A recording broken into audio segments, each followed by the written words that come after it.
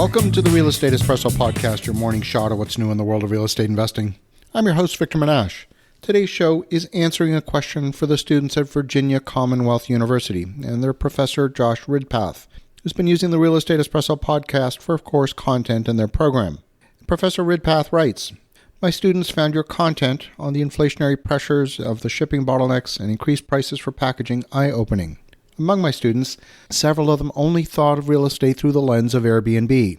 I don't have much experience in short-term rentals. Still, I thought it might make an interesting episode to do a quick comparison between the breakdown of income and expenses for a single-family home used as a traditional rental versus a short-term rental.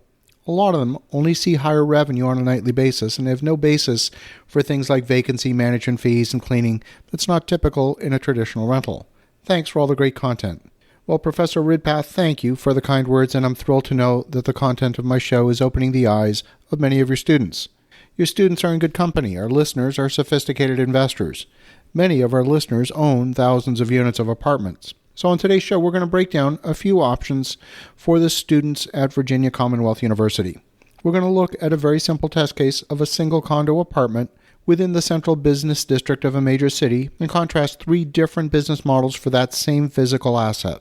We're going to look at three different customers with three different products based on the same apartment.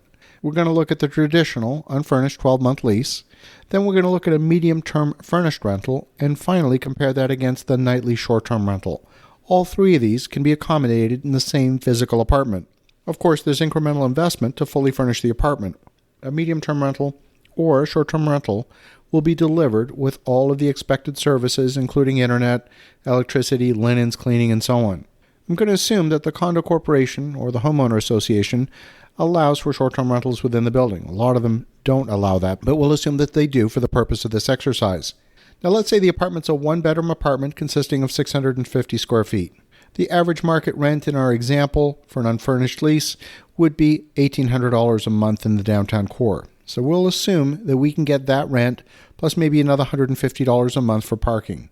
The total revenue in that case is $1,950. In order to acquire a tenant, you'll often pay a leasing commission to a leasing agent, the equivalent of 1 month rent or about 8% of your annual income in leasing commissions.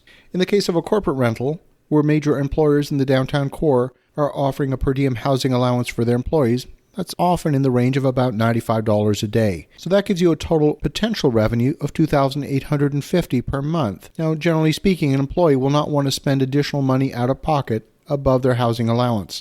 So you need to price the offering at the housing allowance. By furnishing the apartment at a cost of somewhere between $15,000 to $25,000, if you can get 50% more rent, that business case should work all day long. But before we can make that determination, we need to look at the expense side of the equation. Property management will not be more expensive, but other expenses will be higher. For example, you're going to have the cost of water, electricity, heating, and air conditioning, and internet being paid by the owner instead of being paid by the guest. So you've got to count on at least another $300 a month in higher expenses compared with the long-term rental. You also potentially have higher vacancy than you might with the 12-month unfurnished lease. So when you net this all out, the medium-term rental absolutely makes more financial sense, all other things being equal. I personally owned a portfolio of medium-term rentals in the core of my home city. All of my units were within a 4-block radius of Parliament, and out of all the years that I owned the portfolio, I only experienced about 4 months of total vacancy. That's over multiple years and multiple units, and that translated into a vacancy rate of below 2%, about as good as you would get in a long-term rental. I paid no leasing commissions to acquire those residents, and my marketing costs were very modest. Now, in the third case, you might encounter a higher nightly rate of $130 a night for a short-term rental. It's a bit less than a hotel room rate and much less than a suite in a branded hotel. But since one-bedroom apartments offers more in the way of amenities with a fully stocked kitchen, many guests, particularly those with dietary restrictions, prefer the experience of a short-term rental compared with the hotel and restaurant travel experience. The problem with the short-term rental is that you're going to experience higher vacancy, higher nightly rate fluctuation depending on the day of the week, high season, low season, and so on. For example, in our portfolio of short-term rentals, admittedly they're up in the Rocky Mountains, we've experienced nightly rates during the pandemic around $130 a night, and as much as $750 a night during peak season in 2019 prior to the pandemic. So you really need to get in tune with the market dynamics and use dynamic pricing. In our case, we've been able to fine-tune our pricing and achieve 80% occupancy in our units in the Rocky Mountains, which is well above the market average. But a short-term rental is an absolutely active business. You're either going to be hands-on managing it yourself, or you're going to be paying a management company anywhere between 25% of your gross revenue, in some cases as much as 50% of your gross revenue for the daily management of the units in your portfolio. So while you get a higher nightly rate, and that is attractive, you have much greater variability in both revenue and expenses. The insurance in a short-term rental is also a lot higher.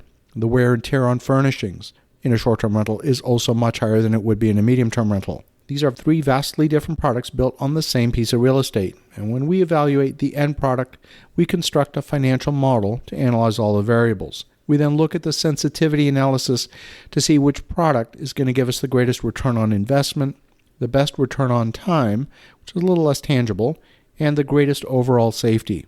So in our three product examples that we discussed today, all other things being equal, the analysis would show that the best product would in fact be the medium-term rental in that specific downtown location.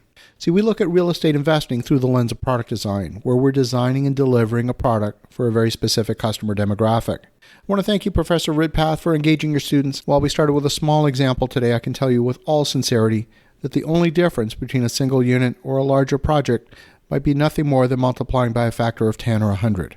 As you think about that, have an awesome rest of your day. Go make some great things happen. We'll talk to you again tomorrow.